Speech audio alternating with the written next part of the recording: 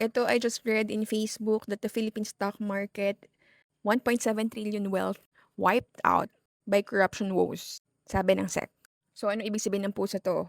Sabi ng Security and Exchange Commission, investors in the Philippine stock market collectively lost 1.7 trillion pesos in value over the past 3 weeks. 3 weeks ago lang. So itong number na to, it represents how much total market capitalization, kumbaga combined value ng lahat ng mga listed companies, bumagsak. And ang reason na cited ng SEC is because of the corruption.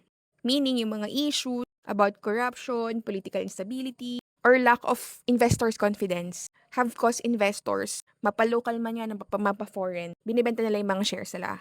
That is why bumabagsak yung stock prices. So in simple terms, malaki ang nawala sa Philippine stock market dahil sa mga investors na nagpo-pull out dahil sa concern nila about the corruption. Kasi kapag yung confidence level ng mga investors is bumabagsak about a certain country, a certain instrument, asset, bumabagsak talaga yung presyo. That is why yung total value ng market is bumabagsak din. So, anong direct impact nito sa Pilipinas? So, number one, kapag bumagsak ang confidence sa mga investors at nakakita sila ng mga headlines about corruption, about massive losses, nawawala sila ng tiwala doon sa sistema. So, ngayon, yung mga foreign investors, possibly they will pull out their funds and delay their new investments. So, kaya nababawasan yung mga capital inflows. So, yung mga local investors, i-move na lang nila yung investment nila sa mga mas safe, US dollar, gold, time deposit. So, ang epekto nito, less ang investment, slower ang business growth, mas onti yung trabaho. Pangalawang epekto nito is babagsak ang value ng peso.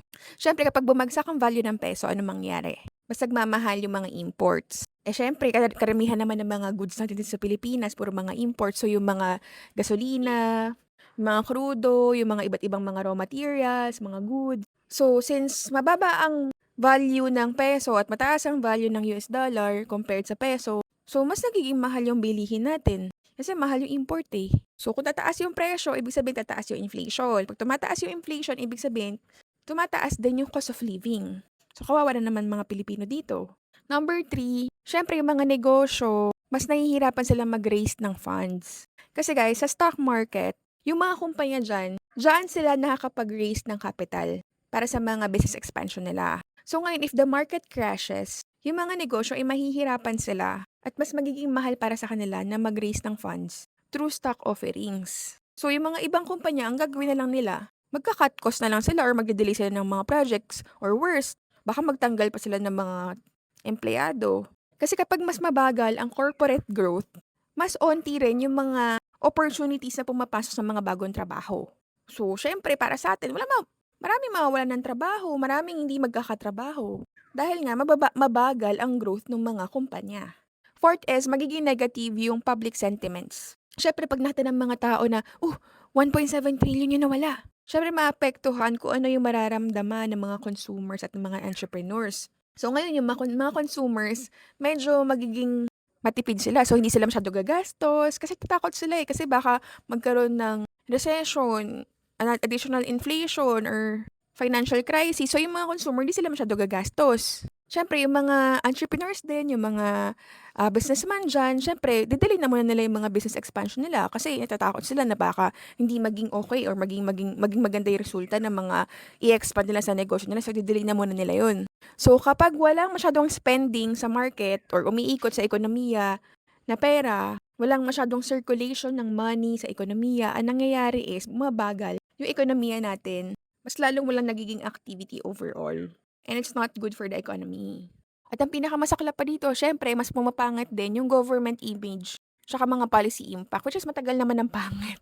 Pero mas lumalala. Syempre, globally, nakikita yan ng mga ibang investors na gusto mag-induce ng capital sa Pilipinas, na nakikita nila ng magandang opportunity na mag-invest dito. So, hindi na lang nila gagawin yun kasi, dahil palang corruption dyan. Syempre, nakikita ng mga investors or ng mga ibang bansa na, ang weak nung nila, governance and accountability, which is nakakaapekto rin talaga dun sa credit rating natin. Tsaka dun sa cost of government borrowing natin. So ngayon, paano pa magkakaroon ng mga future reforms? Kasi syempre, kung mas mahal na yung pag-utang sa ibang bansa, mas onti yung pera for public projects. Para lang yan sa bangko, kung mag-a-apply ka ng loan, hindi ka pautangin ng bangko pag nakita nila na, pangit ng credit rating nito. Maraming nangyayaring korapsyon dun sa kumpanya nila. Maraming mga anomalya nangyayari, so hindi ko i-a-approve yung loan nito. Same with us. If nakita ng mga ibang investors, ibang mga countries na nag-i-invest dito na, ay hindi pala okay dyan, wag na lang, sa iba na lang tayo. So lesser yung funds for us na magkaroon ng progress sa growth ng Pilipinas. So yung 1.7 trillion pesos, hindi lang yan numero. Reflection po yan kung gaano kalala yung corruption at gaano to nakakaapekto sa overall confidence ng mga investors at kung paano to kaya niyang sirain yung buong ekonomiya. When investors lose their trust, the capital leaves, the peso weakens, prices will rise, and ordinary Filipinos eventually feel the pain. Kaya yung stock market na yan ang economic pulso ng ekonomiya ng Pilipinas. At ngayon, sinasabi sa atin na kailangan natin ng transparency, accountability, and good governance. At hindi to optional. They're essential if we really want true growth and stability. And I'm doing this content to make you all aware sa kung anong nangyayari sa Pilipinas. Kailangan natin maging aware. Kailangan natin magalit sa nangyayari kasi sa atin ang epekto nito.